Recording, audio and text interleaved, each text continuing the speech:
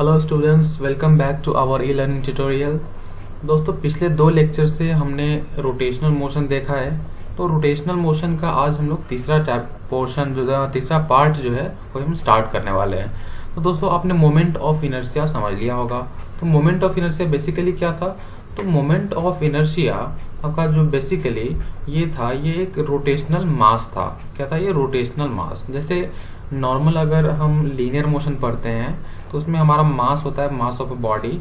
उसी तरह से अगर आप रोटेशनल मोशन पढ़ते हो तो मोमेंट ऑफ मास आपका यहाँ पे क्या होता है दोस्तों? ये आपका जो न्यू कॉन्सेप्ट जो आपके पास आया था, मोमेंट ऑफ इनर्शिया। तो मोमेंट ऑफ इनर्शिया क्या है दोस्तों? तो ये एक तरह से देखा है तो रोटेशनल मास है। ठीक है दोस्तों, ये क्या होता है? रोटेशनल मास। तो दोस्तों, आज हम लोग एक बहुत इंपॉर्टेंट कॉन्सेप्ट सीखने वाले हैं जो है parallel axis theorem and perpendicular axis theorem. तो let's start with parallel axis theorem. Okay दोस्तों, तो पैरेलल एक्सिस थ्योरम में क्या होता है? तो पहली बात इसका हम लोग स्टेटमेंट पढ़ लेते हैं। क्या है? The theorem of parallel axis states that the moment of inertia of a body about an axis parallel to axis. Okay, about an axis. Okay, देख सकते हो यहाँ पे क्या है? अबाउट एन एक्सिस, ये बहुत इंपॉर्टेंट है। Parallel to the axis passing through centre of mass is equals to. मतलब क्या कि मान के चलो यहाँ पे डायग्राम में देख सकते हो दोस्तों, आपके पास एक क्या है, एक यहाँ पे ये कोई ऑब्जेक्ट है, कोई बॉडी है। ये इस बॉडी का सेंटर ऑफ मास कहाँ पे है? तो सेंटर ऑफ मास ये ए बी लाइन है, यहाँ पे इसका सेंटर ऑफ मास और सेंटर ऑफ ग्रेविटी जो बोलो आप, वहां पे सिचुएटेड है। इस लाइन पे क्या इसका सेंटर ऑफ मास है। तो हमें क्या करना है? तो we need to find the moment of inertia of an object about an axis parallel to the centre of mass. मतलब ये सेंटर ऑफ मास का जो एक्सिस है, इसके पैरेलल एक्सिस मतलब कौन सा? ये हो सकता है यहाँ पे इसका पैरेलल एक्सिस। तो दोस्तों, हमें अब तक हमने जो सीखा था मोमेंट ऑफ इनर्शिया फाइंड करने का, वो हमने सीखा था बस सेंटर ऑफ मास के अलोंग जो बस फाइंड करने का सीखा था। लेकिन अभी हमें कहाँ फाइंड करना है? तो about a line which is parallel to centre of mass. Okay, तो इस केस में हमें करना क्या होता है दोस्तों? तो इसका हम लोग पहले प्रूफ देखते हैं। तो दोस्तों, अब फिगर में देखते हैं अभी हम। तो फिगर में हम लोगों ने कुछ यहाँ पे क्या है, कुछ अजम्पशंस किए यहाँ पे दोस्तों। तो अजम्पशन क्या किया हमने? वो क्या है कि पहली बात तो ए बी जो लाइन है, ये ए बी लाइन क्या है यहाँ पे? Centre of mass. ओके, ये क्या है? सेंटर ऑफ मास। इसके थ्रू मतलब ये जो ऑब्जेक्ट है, इसका टोटल मास जहाँ पे कंसंट्रेटेड है वो लाइन है दोस्तों ए बी। ओके, तो ए बी के अलोंग जनरली हम लोग फाइंड करते थे, लेकिन अभी हमें जो मोमेंट ऑफ इनर्शिया फाइंड करना होता है पैरेलल एक्सिस थ्योरम में, वो होता है ए डैश बी डैश के अलोंग। ओके, तो दोस्तों इसके लिए कुछ हमें कंसिडरेशन करना पड़ता है। तो कंसिडरेशन क्या है दोस्तों? Let I C be the moment of inertia of about an axis passing through centre of mass. तो सेंटर ऑफ मास है, तो उसके थ्रू पास करने वाला एक्सिस कौन सा है? तो ए बी। तो आईसी क्या होगा यहाँ पे? आईसी होगा इस बॉडी का moment of inertia about A B. Okay, लेकिन ओके, दूसरी बात क्या है? तो सेंटर ऑफ मास के थ्रू जो एक्सिस पास कर रहा है उसमें, और जो दूसरा एक्सिस है उसके बीच में डिस्टेंस कितना है? उसके बीच में डिस्टेंस है h का।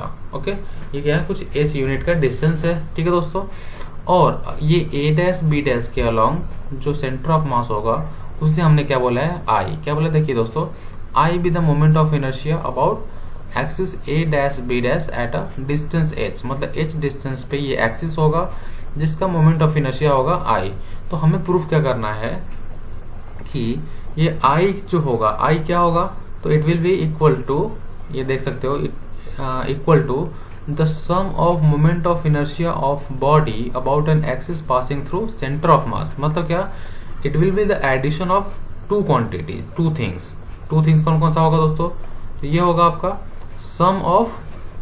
सम of moment of inertia of body about an axis passing through centre of mass. मतलब सेंटर ऑफ मास के थ्रू जो एक्सिस पास हो रहा है उसके अबाउट होगा, और दूसरा किसके अबाउट होगा? और क्या होगा? And product of mass and square of distance between the two axis. मतलब क्या?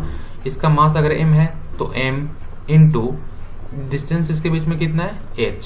तो m इंटू एच स्क्वायर। मतलब क्या? ये हो जाएगा I equals to I C plus mh का स्क्वायर। ओके दोस्तों, तो अभी हम लोग इसको डिराइव करने के लिए थोड़ा सा देखते हैं कैसे डिराइव होता है ये। तो दोस्तों देखिए, a और a डैश के a डैश और b डैश के बीच में डिस्टेंस क्या है, ये a डैश b डैश कितना डिस्टेंस है ये, तो ये h यूनिट हट करके है, कहाँ से, तो सेंटर ऑफ मास से। तो distance from a dash b dash क्या होगा, r प्लस h। r क्या है, तो r आपका जो जनरल जो लेंथ होता है, जो परपेंडिकुलर लेंथ है, वो होता है जो आप मोमेंट ऑफ इनर्शिया फाइंड करते थे mr स्क्वायर। उसी तरह से यहाँ पे r जो है वो आपका परपेंडिकुलर लेंथ है। ओके, तो I इक्वल्स टू क्या होता है दोस्तों, mr square. Moment of inertia का फॉर्मूला क्या है, तो दोस्तों मैंने आपको पिछले लेक्चर में बताया था, मोमेंट ऑफ इनर्शिया का फॉर्मूला होता है mr स्क्वायर। ओके, लेकिन यहाँ पे r क्या है, तो यहाँ पे r है, मान के चलिए ये ऑब्जेक्ट, इस ऑब्जेक्ट के लिए मैं फाइंड कर रहा हूँ। किस ऑब्जेक्ट के लिए, यहाँ पे जो पार्टिकल है, ये देखिए यहाँ पे m आपको दिख रहा होगा, यहाँ पे देख सकते हो आप, ये जो m जो पार्टिकल है, इसके लिए मैं यहाँ पे क्या कर रहा हूँ दोस्तों, ये फाइंड कर रहा हूँ। ठीक है दोस्तों, तो उसके लिए क्या फाइंड कर रहा हूँ, तो मोमेंट ऑफ इनर्शिया फाइंड कर रहा हूँ। तो ये यहाँ से r डिस्टेंस पे है, क्या r डिस्टेंस पे है, और किसके साथ r डिस्टेंस पे है दोस्तों, तो आप देख सकते हो ये m जो पार्टिकल है वो सेंटर ऑफ मास से r डिस्टेंस पे है, लेकिन हमें किसके अलोंग फाइंड करना है, तो ये a डैश b डैश के अलोंग फाइंड करना है। तो टोटल यहाँ से यहाँ तक का डिस्टेंस कितना हो गया, ये हो गया r प्लस h। क्या होगा दोस्तों, ये हो गया आपका r प्लस h। ठीक है दोस्तों, अभी मैं आपको दिखा रहा हूँ यहाँ पे कि अगर वो r प्लस h हो गया तो मोमेंट ऑफ इनर्शिया क्या हो जाएगा, m r प्लस h का स्क्वायर। तो a प्लस b का होल स्क्वायर आपको पता होगा, तो ये क्या होता है, a square plus b square plus 2ab। तो a की जगह पे यहाँ पे क्या है, r, तो r स्क्वायर प्लस b की जगह पे क्या है, h, तो h square plus 2ab, ab की जगह पे क्या है यहाँ पे r और h, तो 2rh हो गया दोस्तों। तो अभी हमने क्या किया दोस्तों, यहाँ पे समेशन जो है वो उसको डिस्ट्रीब्यूट कर दिया, सबको समेशन दे दिया। तो ये क्या हो गया, mr square plus mh square plus 2mrh, ये हो गया दोस्तों। अभी दोस्तों ये जो mr स्क्वायर जो था, mr स्क्वायर क्या होता है, ये आपका IC था। क्या था mr स्क्वायर, ये आपका IC था। IC मतलब क्या, तो moment of inertia about centre of मास। क्या था, moment of inertia about centre of mass. Okay, plus यहाँ पे h, ये जो डिस्टेंस है ये तो कांस्टेंट है। क्या ये डिस्टेंस फिक्स है, कांस्टेंट, तो h स्क्वायर को हमने बाहर निकाला और समेशन ऑफ m कर दिया। दोस्तों m क्या है अभी यहाँ पे, तो इस जो ऑब्जेक्ट है यहाँ पे, इस ऑब्जेक्ट में बहुत सारे m होंगे, जैसे छोटे छोटे छोटे छोटे बहुत सारे पार्टिकल्स होंगे। तो सबका समेशन क्या है यहाँ पे, कैपिटल M हमने रखा है, तो ये हो गया कैपिटल M। ओके दोस्तों, हमने क्या किया है, ये मास बहुत छोटा है और ये रेडियस भी बहुत छोटा है, तो दो बहुत छोटे क्वांटिटी का जो मल्टीप्लिकेशन करोगे तो वो क्वांटिटी क्या होगा, वो क्वांटिटी उससे भी छोटा होगा, मतलब वो it will be almost about 0, तो ये 0 के बराबर आएगा। तो इसलिए हमने यहाँ पे क्या किया, I equals to IC plus mh square. तो दोस्तों मैंने जहाँ पे प्रूव करने के लिए आपको बोला था, तो ये तो यहाँ प्रूफ हो चुका है। मतलब क्या, moment of inertia about an axis parallel to centre of mass is equals to moment of inertia around about centre of mass plus क्या होगा, तो it will be a product of mass. यहाँ देख सकते हैं, यहाँ पे मास है m, it will be equal to product of mass and square of distance between the two axis.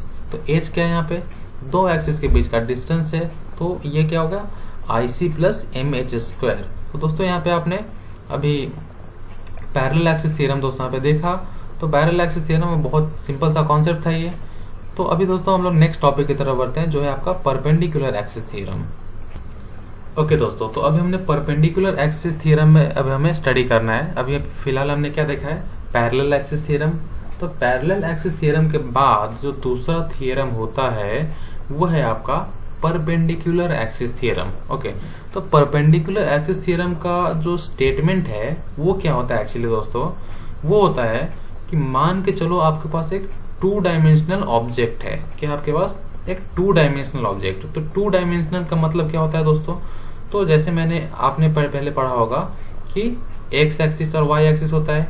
ये जो हॉरिजॉन्टल एक्सिस है ये क्या है, ये एक्स एक्सिस है, और ये जो वर्टिकल एक्सिस है, ये वर्टिकल एक्सिस क्या है, ये आपका वाई एक्सिस है।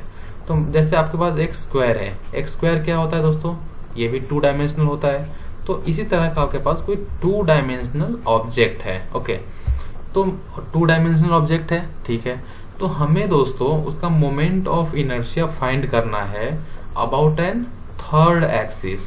जो एक्सिस, थर्ड कौन सा एक्सिस होगा, तो जैसे यहाँ पे एक्स वाई आपने देखा, एक्स वाई एक्सिस है, तो थर्ड एक्सिस एक हो जाएगा जेड एक्सिस। तो हमें क्या फाइंड करना है, moment of inertia of a 2D object about a third axis which is perpendicular to both the existing axis। ठीक है दोस्तों, मतलब x और y के परपेंडिकुलर में जो एक्सिस होगा z एक्सिस, उसके अलोंग क्या करना है, हमें मोमेंट ऑफ इनर्शिया फाइंड करना है। तो दोस्तों एक बार इसका प्रॉब्लम स्टेटमेंट क्या है, जो इसका जो थियरम का स्टेटमेंट है वो हम पढ़ लेते हैं। वो है moment of inertia of a 2-dimensional object about an axis passing perpendicularly from it is equal to the sum of moment of inertia of the object about 2 mutually perpendicular axes lying in the plane of the object। okay, तो actually इसमें इतना कुछ जो लिखा है, इसका मतलब एक ही होता है कि आपको क्या फाइंड करना है, moment of inertia about a axis which is perpendicular to the both given axis. जैसे एक्स और वाई अगर एक्सिस है आपके पास, तो इसके परपेंडिकुलर एक्सिस में आपको मोमेंट ऑफ इनर्शिया फाइंड करना है। तो वो क्या होगा, तो जैसे उन्होंने प्रॉब्लम स्टेटमेंट दिया है, वो होगा moment of inertia about y axis plus moment of inertia about x axis. मतलब अगर आप moment of inertia about z अगर फाइंड करना चाहते हो, तो वो मिलेगा आपको moment of inertia about x and moment of inertia about y, इन दोनों को सम करके। ठीक है दोस्तों, जैसे यहाँ पे डायग्राम में आप देख सकते हो, यहाँ पे एक आपके सामने जो एक छोटा सा डायग्राम है, इस डायग्राम में आप देखोगे तो आपको क्या पता चलेगा कि यहाँ पे एक 2 डायमेंशनल ऑब्जेक्ट मैंने लिया है, जिसका location x y coordinate axis पे, x y system coordinate system में हमने क्या दिया है, ये वाई एक्सिस पे y डिस्टेंस पे है और x एक्सिस पे ये x डिस्टेंस पे है। मतलब ये कुछ यहाँ पे एक ऑब्जेक्ट ये रखा हुआ है। ठीक है दोस्तों, और इस ऑब्जेक्ट का डिस्टेंस, इसका डिस्टेंस ओरिजिन से क्या है, तो इसका डिस्टेंस ओरिजिन से r है। ठीक है दोस्तों, क्या है, r है। तो मैंने इसका किया dA नाम का एक डिफरेंशियल इसका मास लिया। डिफरेंशियल मास कितना लिया, dA। आप dm यूज कर सकते हो। ठीक है दोस्तों, कहीं कहीं पे dA, कहीं पे dm, कुछ भी आप यूज कर सकते हो, कोई इश्यू नहीं है उसमें। तो मोमेंट ऑफ इनर्शिया क्या होता है, तो वो होता है mr²। क्या होता है, mr²। तो r तो यहाँ पे कांस्टेंट है ये, और लेकिन ये मास हो सकता है, मैंने छोटा सा पोर्शन लिया, लेकिन मैं अगर दूसरा कोई पोर्शन लेता हूँ तो यहाँ पे मास क्या हो जाएगा, चेंज होता रहेगा। तो ये क्या हो गया, इंटीग्रल r² dA। लेकिन r क्या होता है दोस्तों, आप देख सकते हो पाइथागोरस थ्योरम के अकॉर्डिंग r क्या हो जाता है, x² प्लस y²। r² का वैल्यू क्या हो जाता है, x² प्लस y²। तो अगर आपने r² के जगह पे x² प्लस y² सब्स्टिट्यूट किया, देन आपको क्या मिलेगा, तो आपको मिलेगा iz equals to integral of x² dA plus y² dA। तो दोस्तों जैसे आपने देखा होगा कि मोमेंट ऑफ इनर्शिया का फॉर्मूला क्या होता है, mr²। तो r अगर हमने x एक्सिस के अलोंग देखा, तो ये क्या हो गया, ये ix हो जाएगा। मतलब क्या कि moment of inertia about x axis क्या होगा, वो हो जाएगा इंटीग्रल x² dA। वही moment of inertia about y axis क्या हो जाएगा, तो इंटीग्रल y² dA। ओके, तो दोस्तों यहाँ पे हमें दोनों का समेशन मिल रहा है। जैसे हमने प्रूफ किया तो हमें iz क्या मिल रहा है, iz हमें मिल रहा है ix प्लस iy। तो इस तरह से दोस्तों हमने क्या किया, यहाँ पे परपेंडिकुलर एक्सिस थ्योरम को प्रूव कर दिया है। ठीक है दोस्तों, होप आपको समझ में आ गया होगा। अभी हम लोग नेक्स्ट टॉपिक की तरफ बढ़ते हैं। ओके दोस्तों, तो अभी परपेंडिकुलर एक्सिस थ्योरम देखने के बाद हम लोग एक नए कॉन्सेप्ट की तरफ बढ़ते हैं, फोर्स कपल। क्या होता है, ये कपल का स्टडी हम लोग करते हैं। ओके, तो कपल में क्या होता है दोस्तों, ये फोर्स का कपल है, ये नॉर्मल कपल नहीं है एक्चुअली। तो अभी हम लोग फोर्स कपल की स्टडी करते हैं। तो फोर्स में क्या होता है, फोर्स कपल में क्या होता है, a pair of forces each of same magnitude and acting in opposite direction is called force couple. मतलब क्या, ये देखो दोस्तों, आपने मोमेंट ऑफ इनर्शिया पढ़ा, आपने उसके बाद टॉर्क भी पढ़ा। टॉर्क क्या था? Moment of force. ठीक है दोस्तों, तो यहाँ पे फोर्स कपल में क्या होता है कि दो फोर्सेस यहाँ पे एक्ट कर रहे होते हैं दो एंड पॉइंट पे। जैसे यहाँ पे एक, ये क्या है, अगर ये एक डंडा होता है, मान के चलो आपके पास ये एक डंडा है, उसको अगर आपने इधर से धक्का दिया इस एंड से तो इधर जाएगा, ऐसा इसका मोशन होगा। वही अगर मैंने इधर इसको इस एंड से दिया तो और प्रॉपर वे से ये ऐसे मोशन करेगा, मतलब एक तरह से ये रोटेशनल मोशन करना चालू कर देगा ये डंडा। और ये अगर इसका सेंटर ऑफ एक्सिस है, ठीक है दोस्तों, ये इसका क्या है, इस लोकेशन पे इसका अगर सेंटर ऑफ मास अगर सिचुएटेड है और इसके अलोंग ये एक्सिस अगर पास कर रहा है तो दोस्तों हम लोग क्या बोलेंगे कि इस इस तरह का एक ये इमेज हो जाएगा क्रिएट। ठीक है दोस्तों, तो यहाँ पे फोर्स कपल का डेफिनेशन मैंने क्या बताया, a pair of force each of same magnitude. दोस्तों क्या होना चाहिए, एक फोर्स, पेयर ऑफ फोर्स होना चाहिए, मतलब दो फोर्सेस होने चाहिए और दोनों का मैग्नीट्यूड क्या होना चाहिए, सेम होना चाहिए, मैग्नीट्यूड डिफरेंस नहीं होना चाहिए। ठीक है दोस्तों, मैग्नीट्यूड डिफरेंस नहीं होना चाहिए। And acting in opposite direction, जैसे मैंने आपको बताया कि ये इस डायरेक्शन में वर्क कर रहा है तो दूसरा इस डायरेक्शन में वर्क करना चाहिए। तो a pair of force with same magnitude but acting in opposite direction is called couple.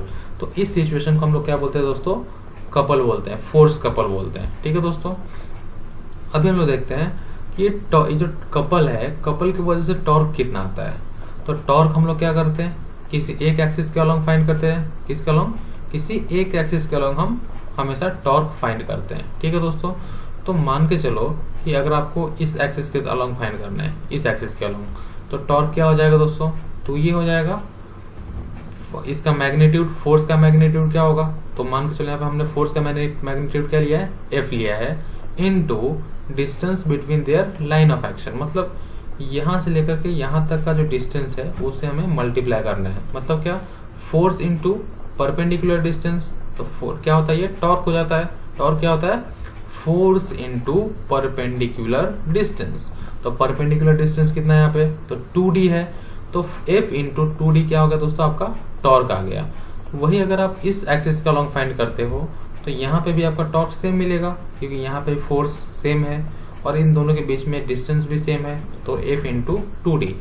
तो कपल की वजह से जो टॉर्क आता है उसका जो फॉर्मूला अगर आप देखना चाहो तो ये क्या हो जाता है, F इंटू 2d। और ये आपने समझ लिया यहाँ पे कैसे F इंटू 2d आता है। ओके दोस्तों, अब इसके कुछ इंपॉर्टेंट पॉइंट्स है वो भी एक बार हम लोग देख लेते हैं। A couple does not exert net force on an object even though it exert a torque. तो नेट फोर्स इसका कितना होता है दोस्तों, नेट फोर्स इसका 0 होता है। क्यों 0 होता है, क्योंकि सेम मैग्नीट्यूड का फोर्स है, एक फोर्स इधर से गया, दूसरा फोर्स इधर से आया, तो उसको क्या गया यहाँ पे 0 कर देता है। ठीक है दोस्तों, अभी अगर मान के चलो यहाँ पे ये जो दूसरा जो एक डायग्राम है आपके सामने यहाँ पे, इसका भी हम लोग थोड़ा स्टडी करते हैं।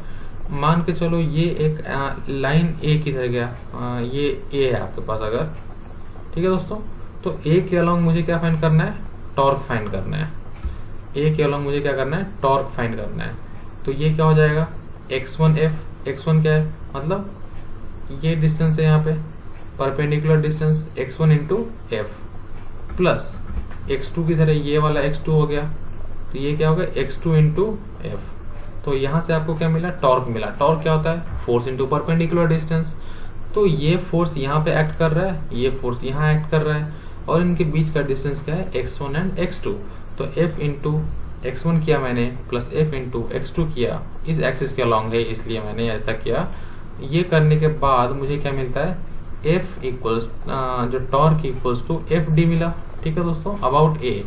लेकिन वही अगर मैं दूसरे एक्सिस के अलॉन्ग फाइंड करूँ, किसके अलॉन्ग, तो मान के चलो मैं b के अलॉन्ग फाइंड करता हूँ, तो b के अलॉन्ग फाइंड करते वक्त मुझे क्या मिलेगा, f into y1 minus y2। अब दोस्तों y1 क्या है और y2 क्या है वो आप यहाँ पे देख सकते हो डायग्राम से।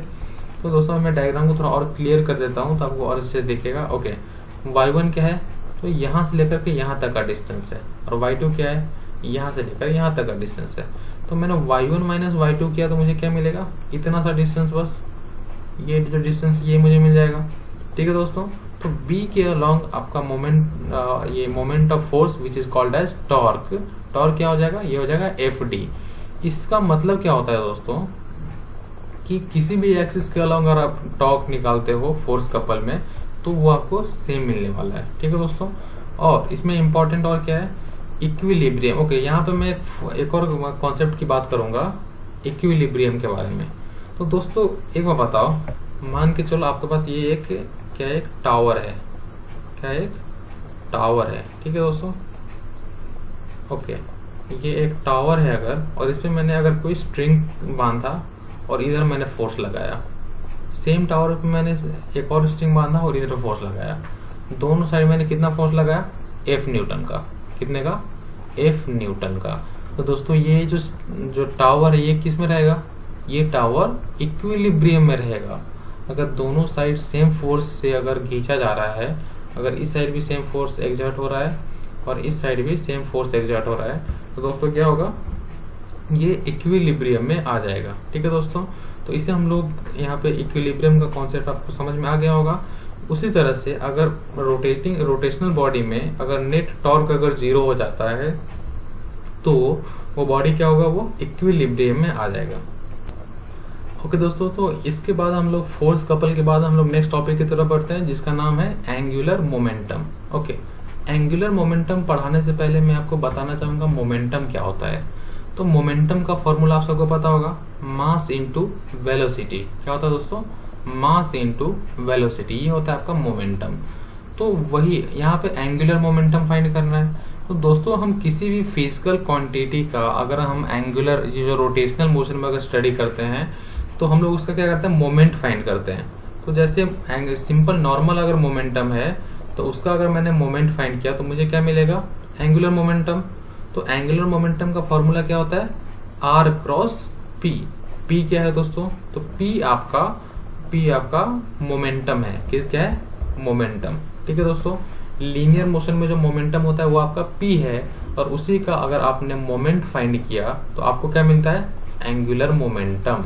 तो मोमेंट फाइंड करने के लिए हम लोग क्या करते हैं, आर के साथ उसको मल्टीप्लाई कर देते हैं। तो दोस्तों यहाँ पे मैंने क्या किया है, उसी तरह से angular momentum equals to R cross P. तो आर क्रॉस पी करने की वजह से मुझे यहाँ पे क्या मिला, एंगुलर मोमेंटम। तो दोस्तों क्रॉस प्रोडक्ट को अगर मैं ब्रेक करता हूँ तो मुझे क्या मिलेगा यहाँ पे, आर पी साइन थीटा। क्या मिलेगा दोस्तों, ये आर पी साइन थीटा। ठीक है दोस्तों, अभी मान के चलो जैसे यहाँ पे एक ऑब्जेक्ट के लिए आर पी साइन थीटा मुझे L1 मिल गया, एक ऑब्जेक्ट के लिए L1 मिला, दूसरे ऑब्जेक्ट के लिए L2, L3, L4 dot dot dot. अगर बहुत सारे ऑब्जेक्ट है तो मुझे total linear momentum, angular momentum कितना मिलेगा, तो उसका समेशन मिलेगा। क्या मिलेगा, उसका समेशन मिलेगा। मतलब जितने भी ऑब्जेक्ट हैं सबका लीनियर मोमेंटम का सम करके हमें क्या मिलेगा, टोटल लीनियर मोमेंटम। ठीक है दोस्तों, अभी हम लोग देखते हैं टॉर्क क्या होता है। टॉर्क होता है जो आपका लीनियर मोमेंटम का टाइम के रिस्पेक्ट में चेंज जो होता है उसे हम लोग टॉर्क बोलते हैं। टॉर्क जैसे आपको मैंने पहले बताया, मोमेंट ऑफ फोर्स क्या होता है, टॉर्क। मोमेंट ऑफ फोर्स क्या होता है, टॉर्क। और फोर्स क्या होता है दोस्तों, तो force is equals to F.